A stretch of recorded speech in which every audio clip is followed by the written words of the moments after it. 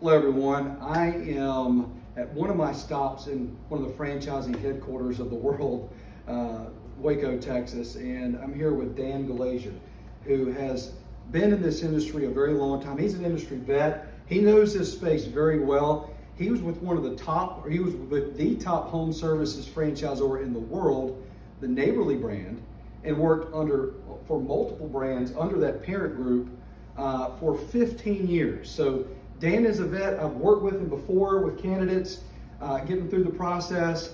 He is one of the most professional people I've worked with in the industry, buttoned up. He cares about people, and he's a top-notch guy. And now he's actually started his own franchise development company here in Waco, and he's leading his own team now.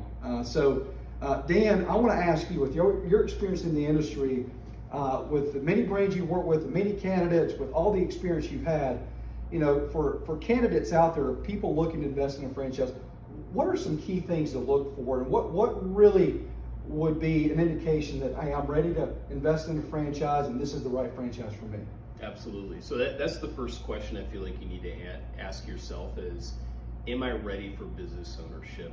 And what's my why behind doing that? Because that's what's going to drive you in anything in life. And before you try to find which brand makes the most sense for you, really understanding, am I at a place in my life where I'm ready for business ownership is key. Because if you're going into business for yourself for the wrong reasons, it's going to be really difficult. But when you're going into business for yourself for the right reasons, and you're doing it at the right stage in your life, if you and your spouse or if you're married, if you and your spouse are on the same page and you're pulling in the same direction, man, business ownership it's one of the most rewarding things that you'll ever do. It's one of the funnest things that you'll ever do. And really finding a brand that fits your skill set, number one, I think is key.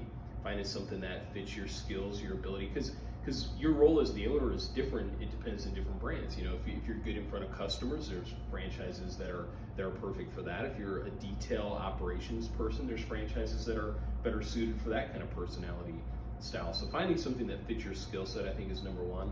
Number two, finding a brand that has very strong unit economics is key, because not all businesses are built the same. Finding something that has a high ROI, can be very profitable and scalable with low overhead is key. And then number three is culture. You got to find a team of people who you buy into their values. When you get on the phone and start talking to franchise owners, are these people who sound like you, feel like you? They're ultimately going to be your peers. So are these people you feel like you could pick up the phone and call and ask for help when you become a franchise owner? So those are the things I always recommend someone look for.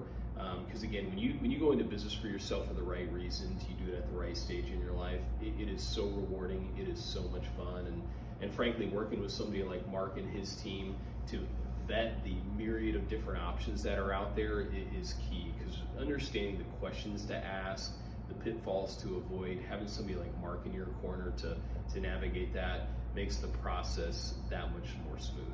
Appreciate that, Dan, and that's a lot of really good experience. And speaking of values, Dan, value-driven, professional, awesome experience, leader in this industry. It's always good to stop by and visit with you, Dan, here in your office in Waco, and look forward to working with you in many years to come. Absolutely. Thanks, Mark. Thanks.